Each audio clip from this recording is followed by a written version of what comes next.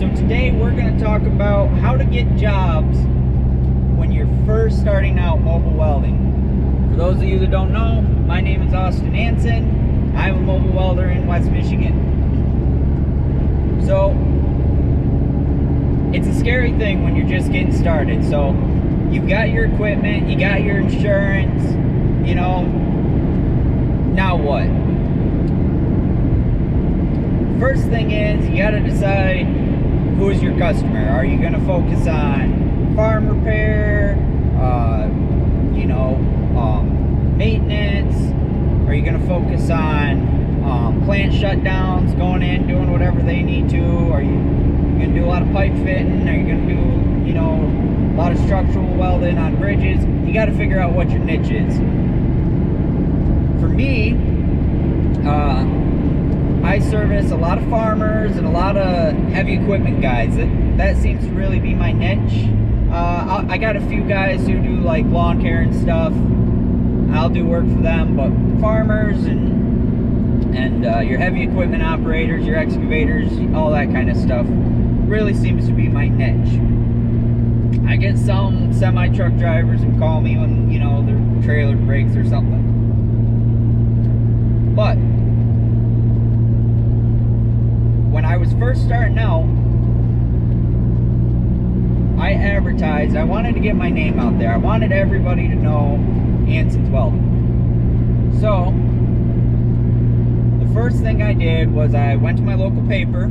They had a deal. Most places probably don't do this, but they had a deal. If you bought, I think it was 500 business cards, you could get 4 weeks free advertising. Something like that. So I did that, and I got 4 weeks advertising in their paper. Now, I'm not in a very big town, and that paper only has an audience of about 3,000 people.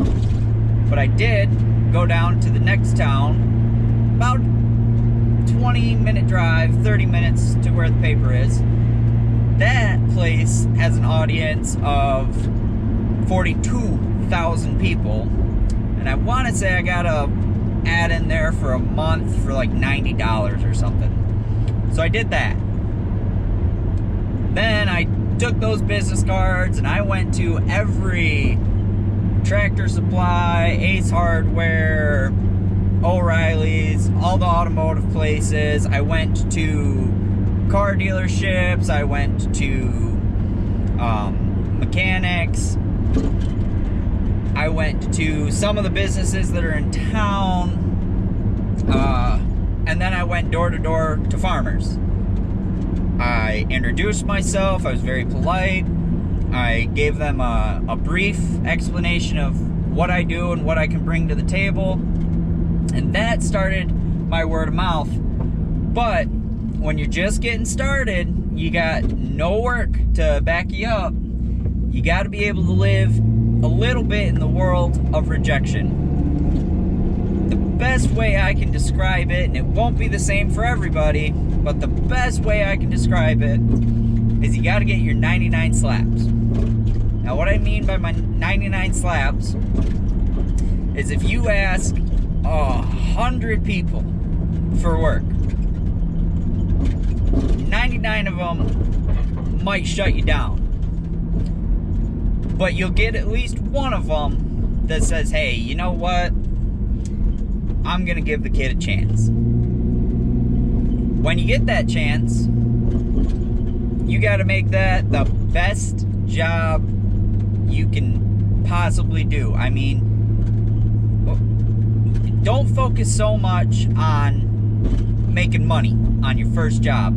Focus on doing the job, okay?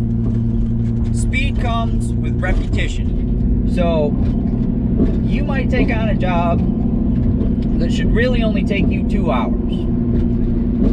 It might take you 4 or 5. That's fine as long as your client is happy. So, but your biggest use to get your name out there will be word of mouth. But going door to door, handing out business cards, running ads in the papers, you can run an ad on Craigslist. I did do that. I think it cost me $5. It did generate more than $5 worth of work, but for every good job you get probably 20 calls that honestly there's just no way to even make it worth your time. It's 20 minutes away or more. They don't understand why you have to charge them an hour or a mile rate or an hourly rate when you're not there doing the job, and it's a little thing that they want done for like 15 bucks. They don't understand that, you know, you have all this money tied up into your rig and your schooling or your experience, whatever you have, and they don't understand that. And it's to no fault of their own, because you don't know what you don't know. But so you really got to be careful if you do a Craigslist ad. I'm not telling you not to, because it's a good way to get your name out there. But everyone who's in this line of work will tell you that doing mobile welding for residential clients, your profit margins are small at best. You're gonna see a lot of people get upset with you about your rates. I've had it in the past. They call you on a job, you tell them how much it's gonna be, and they go, well, I could go to Harbor Freight and get a welder cheaper than that. And if that happens, the best thing you can do is say, okay, I understand, go for it. I've had it happen, and then 2 months later, they call me back because they just can't figure it out. It's broke again or whatnot. So where you make money is doing mobile welding for commercial businesses. Now this could be, I've done some displays for like t-shirts and hats and all that kind of stuff. Handrails is a big one. Breweries is, you can kind of get into a good niche there. All that kind of stuff. Detailed work, you know. But when you're just starting out, if you want to get your name out there, I don't think there's anything wrong with doing residential clients. You will get a few of them who understand that he's running a business, businesses cost money, you know, it's generally a larger hourly rate, and they're okay with it. It's worth the try, because if there's one thing I've learned mobile welding, you never really know where you're gonna get that next big client or that next really good job. You don't know who people know, and this will lead me to my next point. I had this happen. I was welding on a trailer for a guy. It was commercial, getting all twisted up here. It was a residential client. I was welding on his trailer. I got it done. He said, I would like a few business cards for me to hand to my boss. So I handed him a few and asked a little bit what he did. And he works, I can't remember exactly what it was, but, it's only been like a week. But he loads big metal parts into an oven all day on a high-low. Anyways,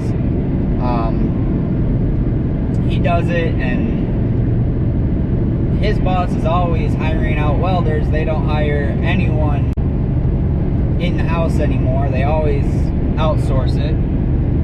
And he said that he knows for a fact they charge up to $200 an hour.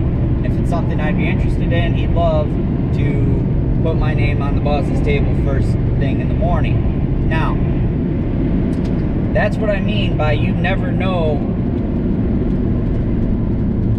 where that next big job is going to come from. The other thing you can do is, if you live on a busy road or anything like that, you can put signs out by the road if you have a little shop or something, or even just advertise mobile. Again, for every good job that comes in, you'll get 20 that honestly just might not even be worth your time. And I say that with mobile, it's a little worse than if you're just working in your shop. Because if you're working in your shop, you can factor out all the time it takes to get from one job to another. If you're just sitting at your welding table in your shop with your welder running, and one guy walks in, it's 5 minutes, and you charge him 15 bucks, that's profit. And then the next guy walks in and it takes you an hour, but you charge him $125. Oh, that's profit. But the one thing, I guess, for me to really, really push is when I started mobile welding, I had all my equipment and my truck completely paid for. And what that means is it makes it easier to do those residential jobs when you when everything's paid for, because then you don't have to worry about making that big payment at the end of the month. I know there's quite a few guys who they want to get into mobile welding. The first thing they do, you know, they're sick and tired of their 9-to-5 job working in a shop. First thing they do, they go to the bank, they get a loan for 30 grand. And then on that 30 grand, they go get their tools, their truck, their welder, all before talking to a client. To me, that just doesn't make sense. I never really understood the whole start yourself in a hole before you even have a customer thing. To me, I would rather start small, get a list of customers, and then move on, start growing. Start from a ground level, not in the hole. The other thing, if you're welding in a shop and you go up and, you know, I'm assuming you have a good relationship with your boss, and you tell him, hey, this job's been great. I just want you to know I'm going to try and start my own thing, and it might not work everywhere for you. But if you're starting, either it's mobile welding or you're starting in your garage, and you can go someplace and you can say, hey, if you guys get busy, or you guys, you know, want to outsource some welding, they already know your work, they already know your work ethic. You know, if you're thinking about going on your own, you should have experience, you should have your timing down. They'll be more likely to outsource work to you because you have a personal relationship with them, and if you leave on good terms, they should want to see you succeed. Now, that doesn't mean, you know, whatever niche you're in, you get in there, you start working, and then you quit and you go through and undercut your former boss on everything he's doing. Again, you can do that if you want. To me, I wouldn't want someone to do that to me, so I'm not going to do that to somebody. And I was literally driving back doing this video from another mobile welder's house. He asked what I was doing, how it's been. He helped me out, needed some steel. It was $40 at the scrapyard. He hooked me up for $7. We got a good relationship because instead of working against each other, we kind of work with each other. If he's backed up and he gets a call for a job that's hot, he'll call me and maybe I can go take it, and vice versa. He's trying to lean more towards getting shop work in. I'm just getting started, so I'm sticking towards mobile work. So there it is. If something bigger comes in, I'll toss him an in-house job, and he'll toss me a couple mobile jobs. It's networking in a sense. But that's getting a little off topic. If you're trying to find out how to advertise your business, anyone who deals with metal at all should know your name if you're trying to advertise for your mobile welding business, because in my experience, you will have no idea when you're just getting started and you haven't found your niche yet where that's going to be.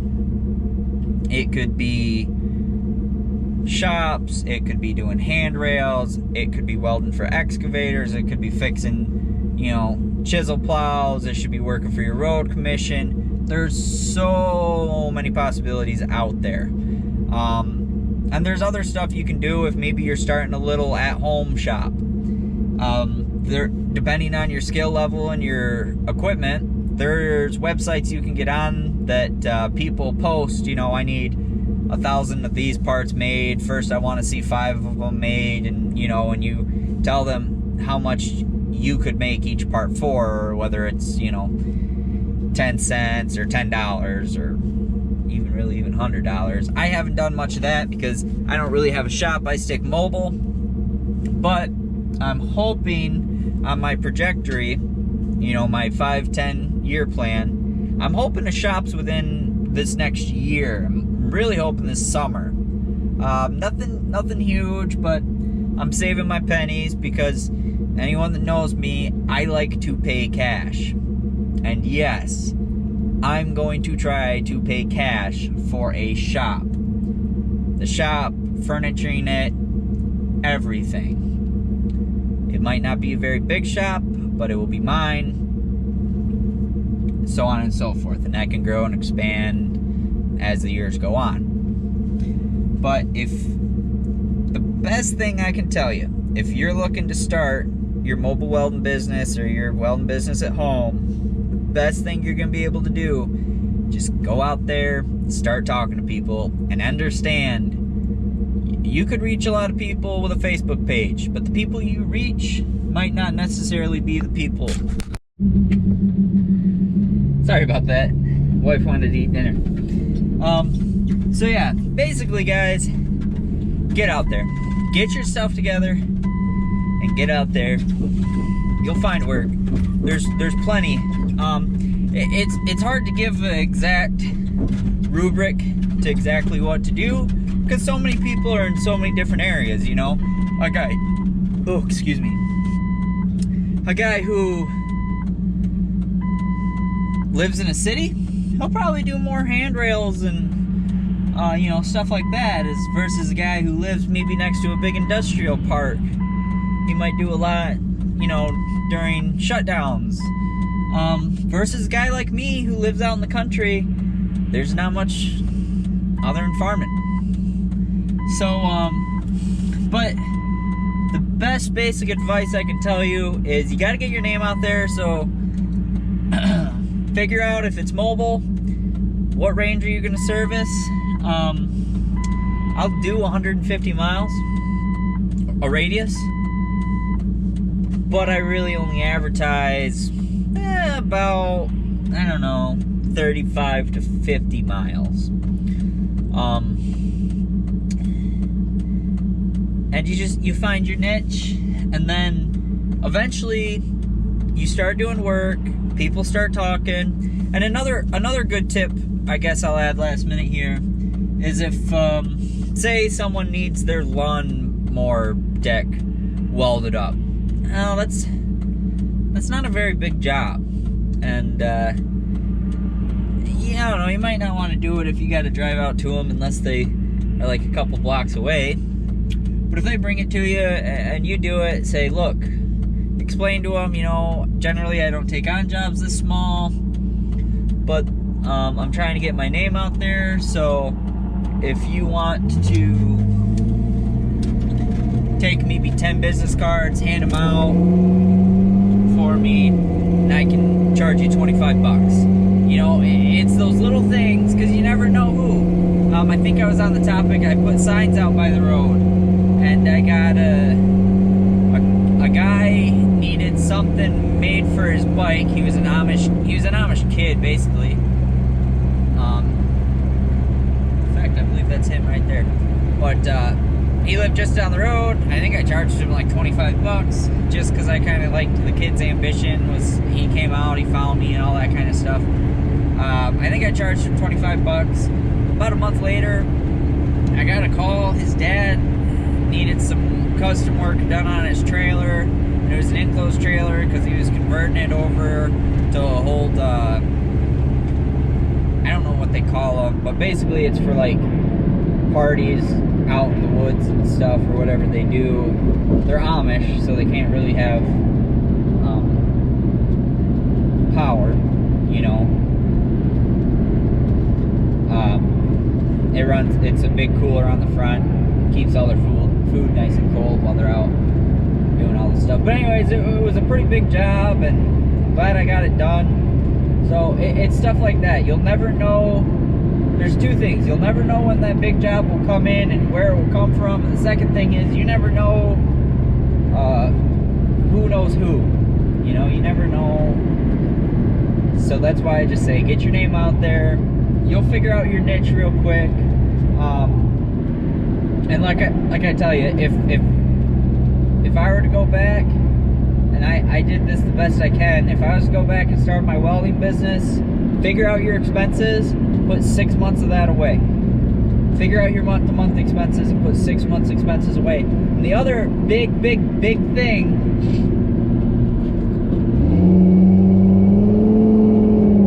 is figure out what's going to be your busy time.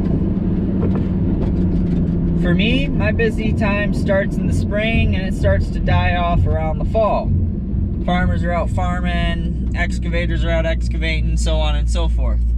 So, figure out your busy time and don't start until maybe a month before your busy time you think is going to start. Giving you enough time to go door to door, find out some upcoming projects, all that stuff. Another thing you can do, there's so many, is get a hold of contractors if you have the right certifications. Figure out some of the big jobs that are coming up and go do them. Steel buildings, whatever it takes. Anyways, guys, just off the top of my head, that's all I can think about for this video. I'll sit down tonight and I'll add a few more maybe points in the description, and then maybe we can get a little topic going. If you're a mobile welder, put down in the comment section below maybe how you got your start, some of the best ways you found to get work. And if you're new to mobile welding, like a young kid I just talked to over the comments of one of my earlier videos, maybe post a list of the tools maybe you already got, or what kind of work you do, what kind of work you want to do, and that can help us to maybe more pinpoint good ways for you to look for work. But until then, everyone, thank you for watching. Please leave a like, a comment, subscribe to my channel, and I'll see you on the next video.